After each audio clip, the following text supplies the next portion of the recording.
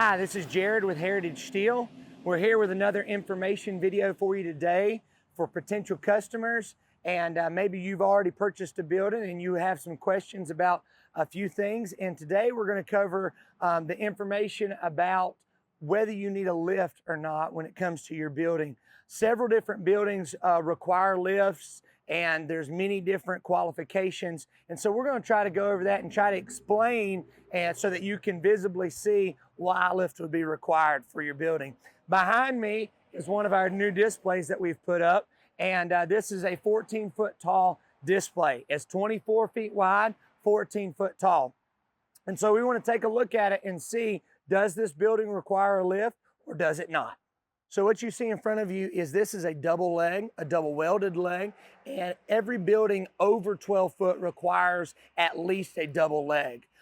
12 foot and under, you can build a building on a single leg. That is, that it's not a commercial building anyway. Anything 30 foot and under, you can do on a single leg. But we also have the option to do double legs on all sizes if that is the customer's desire. But anything over 12 foot automatically gets at least a double leg. This may require you to have a lift for your building if the building is over a certain size. And we'll go over that in just a moment. So now we want to look at the ladder leg option. So any leg height over 12 foot automatically gets double legs, but any commercial building automatically gets ladder legs. You do have the option, if you desire to have the ladder legs on any structure, to have that. But every commercial building has ladder legs. And then in some scenarios, it may be that the engineer requires us to put ladder legs on a certain height building, whether that be because of zoning or whether that be because of use of the building. It all depends. But I wanted to show y'all why this would be obviously much harder to lift without a lift because of the weight of the leg versus a single leg. You're looking at a leg that weighs 3 times as much as what a single leg would weigh. And so all of that weight comes in a factor on whether your building is going to require a lift or not. So on this display, this is a 24 wide display. So 24 wide is the largest truss that you can go without having a welded center member or more welded tubing on the inside for support. Obviously, that would mean it would weigh less than like a 26 or a 27, not just because of the actual distance, but because it's a clear span truss. Because of this, we can do a 14-foot tall building on a 24 wide or under without a lift because it's still able to be lifted by manpower. But anything over a 24 wide, 26s, 28s, 30s, those are going to require a lift if they're over 12 foot because of the weight of the truss and then also the design of the legs.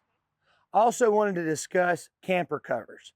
On a camper cover, a lot of times you're like, hey, I need to get as much height as I need for the height of my camper. This is absolutely true. One thing I wanted to go over when you're looking at a building to go over your camper is you need to find the actual height of the camper on the top of the air conditioner unit. So the air conditioner unit is generally the highest point on any camper. So if you can find that height and make your leg height right around that height. For instance, if you were going to have your leg height at 12 foot and your camper height is 12 foot 6, generally that would work because of the raise of the truss. The only problem with that is this. If you look up at the top of this building has a top gable.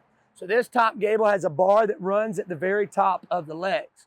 Yes, I have more clearance on the inside, but you got to be able to pull the camper in and out. So if you have a building that's got a top gable, you're going to need to make your leg height higher than the highest point of that camper. If you decide not to go with a top gable, then that's not necessarily as important. For instance, if I do not have a top gable and the top of my camper measures 12 foot 6 inches, then I can do a 12-foot leg and still have the clearance that I need to pull in and out. But if you're going to have the beauty gable on the front and the top gable that is there, you're going to need to get the next size higher so that you can pull the camper in and out safely. So I'm going to show you why you really need a lift for buildings that are over 14 foot. So this building right here is 14 foot, and we have in front of me the largest ladders that our crews carry, which is a 12-foot ladder. To be honest with you, 14-foot ladders, you might ask the question, say, well, why don't they have a 14-foot ladder or a 16-foot ladder? Well, obviously, number one, those ladders do not come in this style, but then number two, it's not feasible nor practical to carry around ladders of that size for everyday buildings. So that's another reason it would require a lift. So I wanted to show you why a lift would be required for anything over 14 foot. So as I go up the ladder here,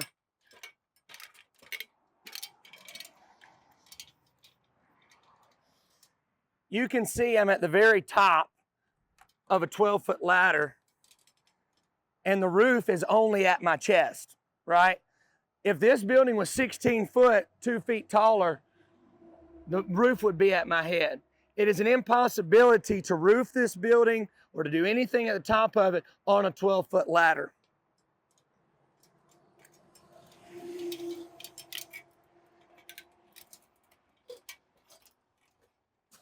It's for that reason that you are required to have a lift for anything over 14 foot. It really becomes a safety issue for the crew members and for the crews to try to put up a building that's over 14 foot without a lift.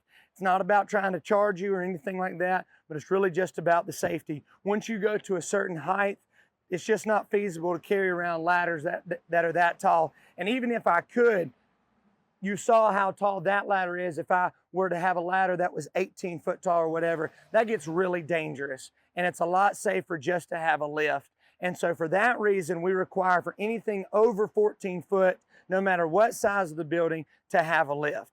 But the requirements for a lift are buildings that are over 24 foot, up to over 12 foot high, and over 24 foot wide are required to have a lift. And then any building that is over 14 foot, because of the height and the ladder use and everything, that is required to have a lift. So I do hope that this has been a help to you, and I hope that you'll stop by one of our lots today and make a purchase, and we sure would love to put up your next building for you. Thank you, and I hope you have a great day.